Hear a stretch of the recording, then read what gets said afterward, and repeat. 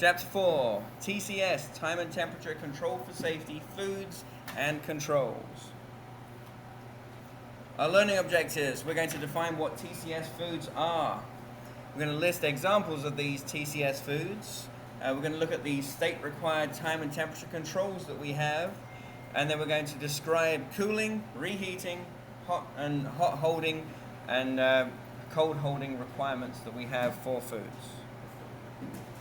What is TCS foods? It's foods that support rapid pathogen growth if not controlled.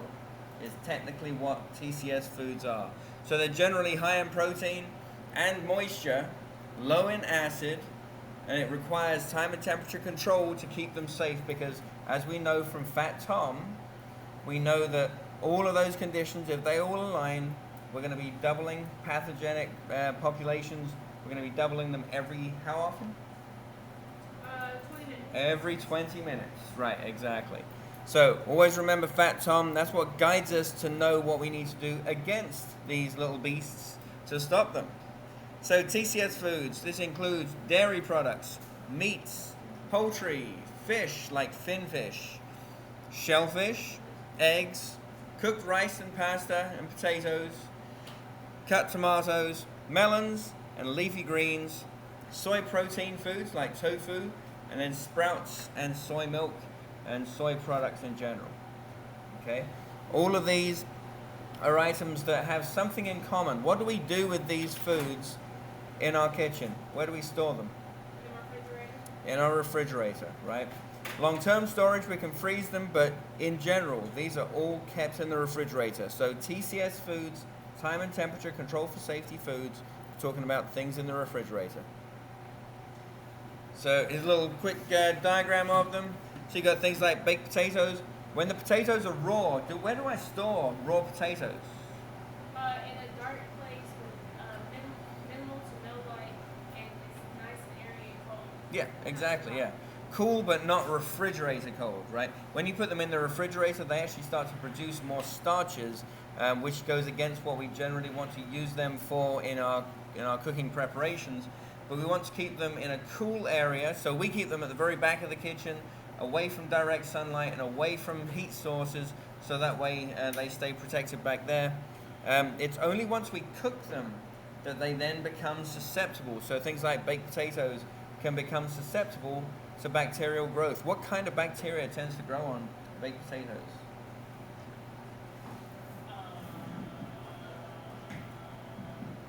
It's actually one that is a spore former, right? Yesterday we were looking at 3 different spore formers. So it's Clostridium botulinum, right? The same one that we find in cans, right? When we're canning products incorrectly. So, Can you spell that?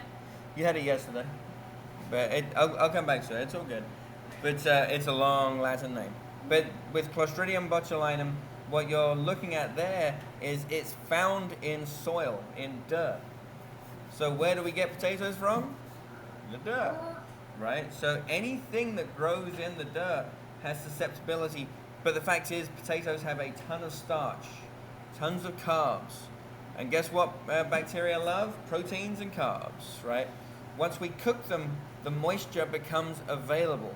And that's the problem. Before we cook them, they're perfectly fine. It's once they're cooked, the moisture becomes active to the bacteria.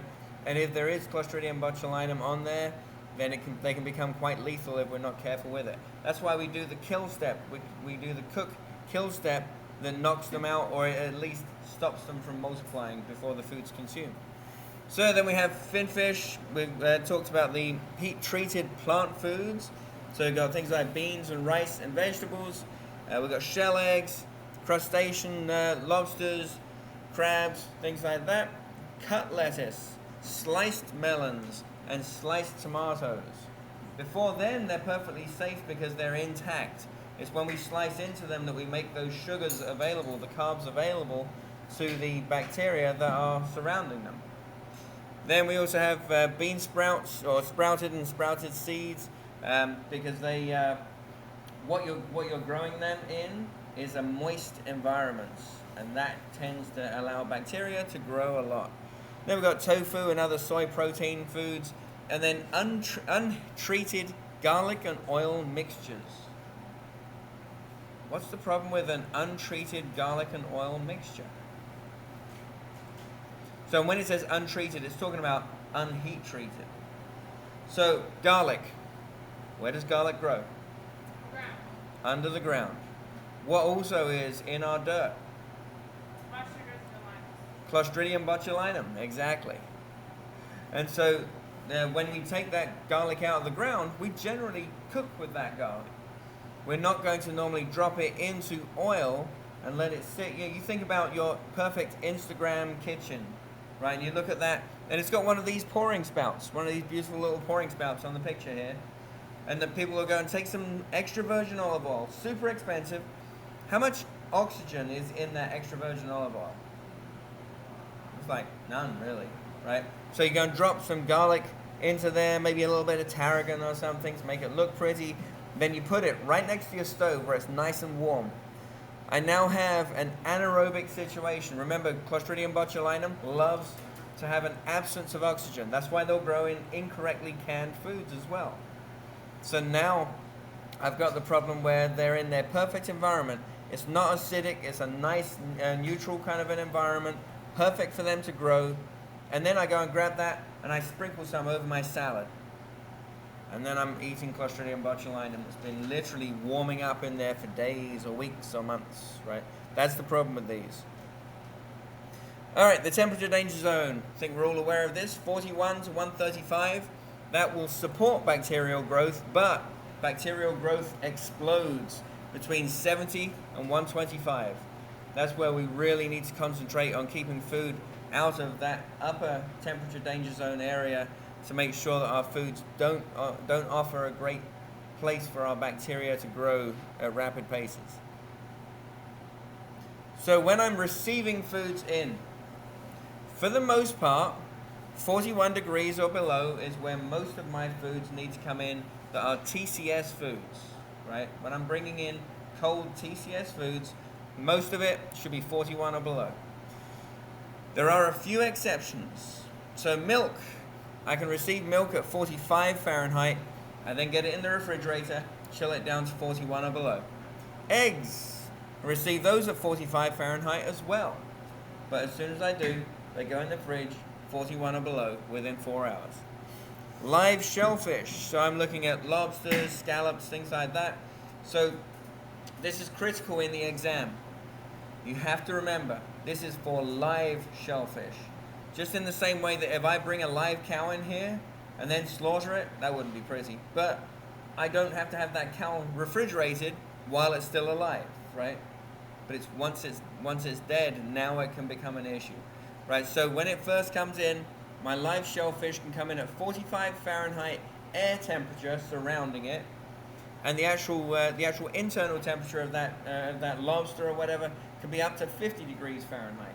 It's perfectly fine. But that should then be chilled down to 41 or below, so I need to get it in the fridge as soon as I receive it. Shucked shellfish, so shellfish which is no longer in its shell, so that means it's not alive. You take a shellfish out of its shell, it's unalived, okay? So then I can still bring it in at 45 degrees, but I must rapidly chill that down to 41 or below. Frozen food, it must be frozen solid, is what the FDA food code says. Pretty much 0 or below is where we need that to be, okay? Hot TCS foods, so if I'm buying something in and it's already hot and it's hot holding, must be at least 135 when it arrives. And we have to keep it at 135 or above. So for storage, refrigerators, 41 or below. Frozen foods, 0 or below. Hot holding, 135 or above. And then we have to store raw foods below ready-to-eat foods. Why is that? Why do we store raw foods below ready-to-eat foods? Right, nothing can drip on it, right? We're protecting that ready-to-eat food because it's not going to receive that kill step. Storage time, so really important. When I'm labeling up TCS foods, our time and temperature control for safety foods, when it's ready to eat TCS foods, then if it's going to be in my fridge for more than 24 hours, it must be labeled with what it is and the date that it has to be discarded. Okay? So, and it must be discarded within 7 days, as long as it's maintained at 41 or below, including day 1 is today. The day I produced it, I opened the bag, or I started that product off. No matter what, if I open up a bag of cheese, and it says that it has 4 days left on the date, or that's marked on that bag of cheese, I cannot give myself 7 days then, right? Whatever that date says, whatever the expiration date is on that packaging, that's when it's dead. I've got to get rid of it by the expiration date. Or if I open it way before the expiration date, now I've got 7 days, including the day I started to use it. All right, let's look at cooking temperatures. If you have a look on the front of your study guide, you actually have the information in there. Do you have your one? So when you're looking on there, so I've got it all kind of laid out in there. So if you look down the bottom here, fruits, vegetables, grains for hot holding. So all of these things must hit 135 or above. Right, so they're relatively low risk foods, because a lot of these things like the fruits or the vegetables, I can probably just eat them raw. Right, if I want to crunch my way through some celery, some carrots or whatever, I just wash them, I can peel them and eat them as is. But if I am going to cook them and hot hold them, everything must be hot held at 135 or above. Then when I'm going for roasts, large roasts, those should be 145. When I'm looking at seafood, whole steaks, like whole non-damaged steak, solid pieces of meat, chops, and then shell eggs that are for immediate service. I'm at Waffle House, they're cooking up that fried egg for me, and they serve it to me immediately. 145 is the requirement for that. So then if I took those eggs and I decided to scramble them, and I'm putting them into a chafing dish, then look, the next step up, I've got to cook those to 155 if they're going to go into a chafing dish or under a heat lamp for a buffet, if I'm hot holding them. Why is it that I have to cook 10 degrees more, 10 degrees hotter, if I'm going to hot hold them on a buffet than I do if I'm going to serve it immediately?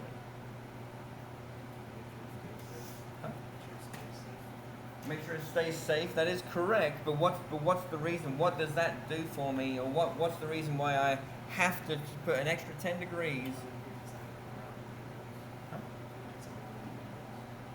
It's not that necessarily it's around something else. So what it comes down to is that if I put it on a buffet, is it going to be consumed immediately? No. Possibly not, right? What are the 2 T's that I control? Time and temperature, right? I have less control on time on a buffet. I can control the temperature, but I can't control exactly when someone's going to eat that food. Those eggs might sit out for another 40 minutes. How many times can bacteria double in 40 minutes? 2 times, right? Every 20 minutes they can multiply. So with it being on a hot buffet, hopefully it's hitting the correct temperature. But the fact is there is an element of risk when it goes onto a hot holding unit. So yes, I must give it an extra 10 degrees just to make sure that I'm not risking anything happening with that, okay? But so also at 155, we've got ground meats, beef, pork, veal, lamb, any of those if you're making burgers or Salisbury steaks or anything like that.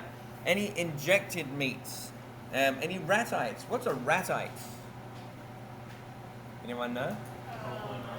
Rat tail? No, nothing to do with rats. So it's emu or ostrich. What? Big birds.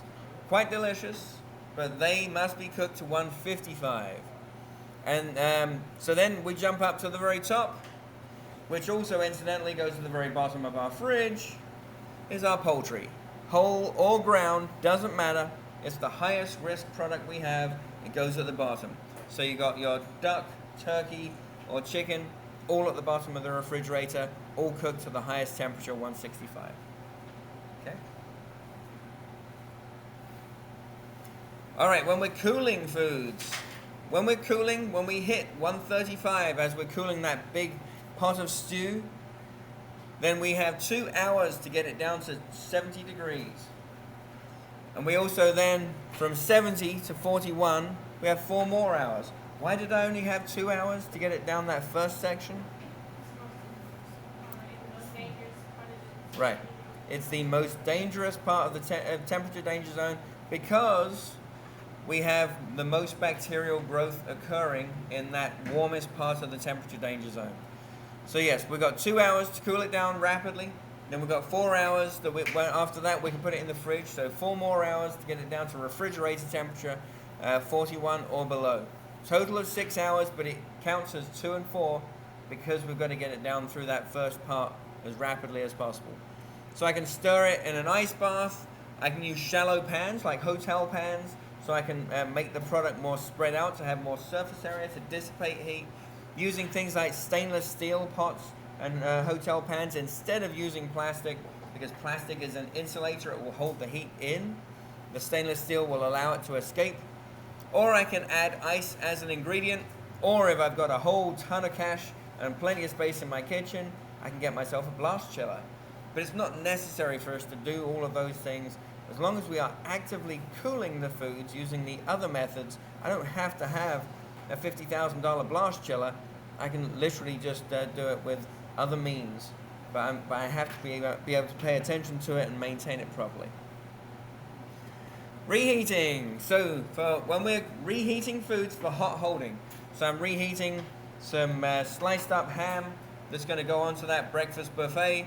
It must hit 165 Fahrenheit when it reheats, and it's got to be done within 2 hours. So that means I cannot take a chafing dish of sliced up ham and just put it in the hot box and hope that it warms up to 165 degrees in the next 2 hours. Chances are it won't, because a hot box is a hot holding piece of equipment, not a cooking piece of equipment. So that means that I cannot cook anything in hot holding equipment or reheat anything in hot holding equipment. I must cook things in ovens, in pans, on the stove, in places where I have significant rapid heat to cook them through or to reheat them properly.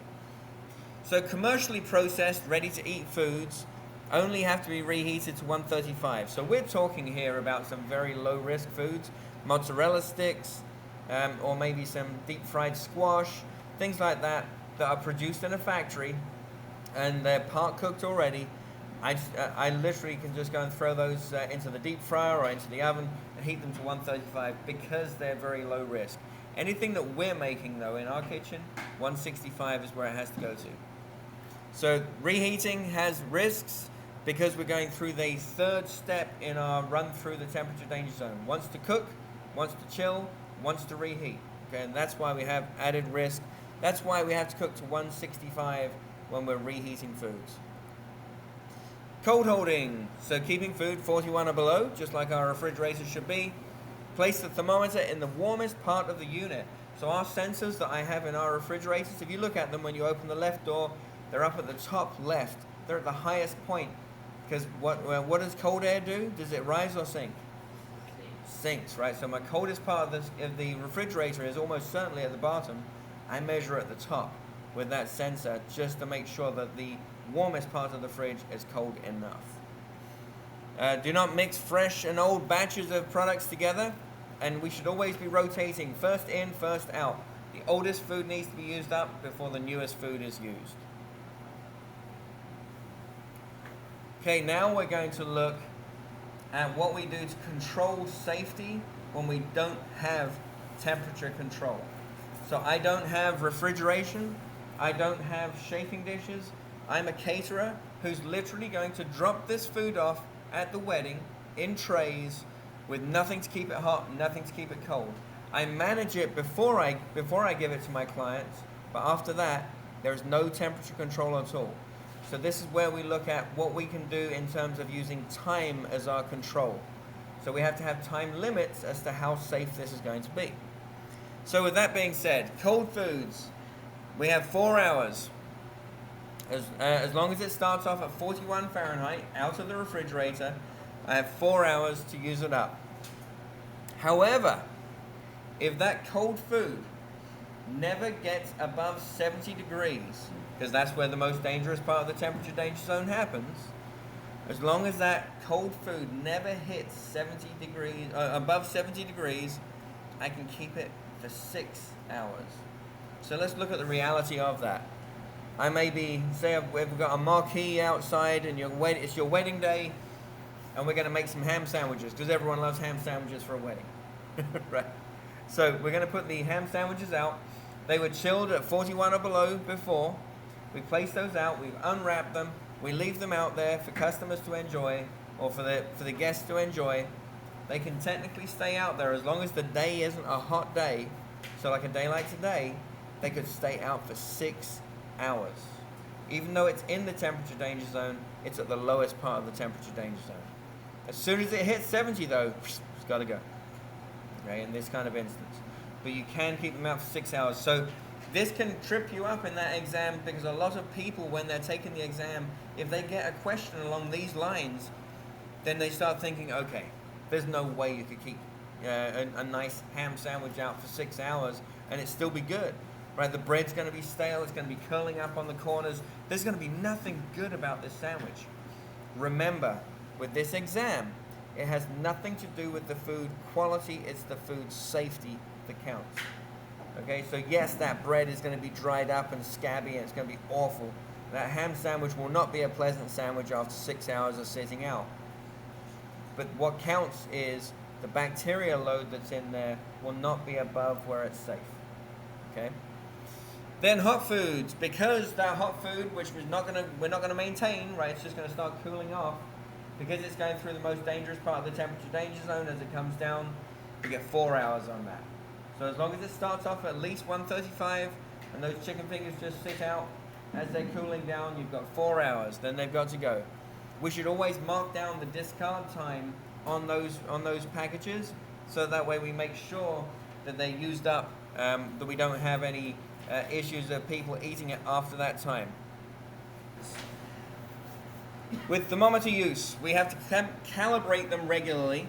I can either use the ice point method or the boiling method. So the ice point method is where I put them into ice water and I calibrate it with the nut on the back of the head of the thermometer to change it to 32 degrees, because that's where the melting point of water, or the melting point of ice is. And then the boiling point, 212 degrees Fahrenheit or 100 degrees Celsius, I can set it to that. So we insert thermometers into the thickest part of the meat. So if I've got a large turkey, I'm going to put it into the fattest part of that turkey breast to make sure that I get an accurate temperature reading on that. I'm not going to measure it on the wings, because the wings will hit temperature way earlier than that. Clean and sanitize your thermometers after every use. Holding and serving without temperature control, so always allowed these are always only allowed under strict conditions and time limits. You generally have to have special permission to do this kind of thing, so that you're doing it within the requirements, so you're not allowing people to get sick. You should label the start and discard times so that people throw it out, so that we don't poison people hours and hours later, and discard any unused food when it expires. So managers' monitoring responsibilities. So we have to verify the temperatures at receiving and during holding as well, multiple times, to make sure that it doesn't start cooling down or heating up into the temperature danger zone. We should maintain logs and correct them immediately if we have any corrective issues that have to happen. Right? If my food starts to dip into the temperature danger zone, get it back in the oven, reheat it properly, so that way we're staying safe. And always train staff to recognize any of these violations to make sure that we can correct them as well. All right, on to some questions here. So TCS foods support rapid growth of what? Parasites, molds, bacteria, or viruses? Bacteria, that's right. Cold TCS foods must be received at or below what temperature? Just general TCS foods. 41 or below, right? Yep. How long do you have to cool foods from 135 to 70 degrees? 2 hours. 2 hours, correct. How long do I have to then cool it down to 41 or below? 4 hours. 4 more hours, right? Yep. Reheating leftovers for hot holding requires What temperature? 135, 145, 155, 165. Yep, 165. D it is. Very good.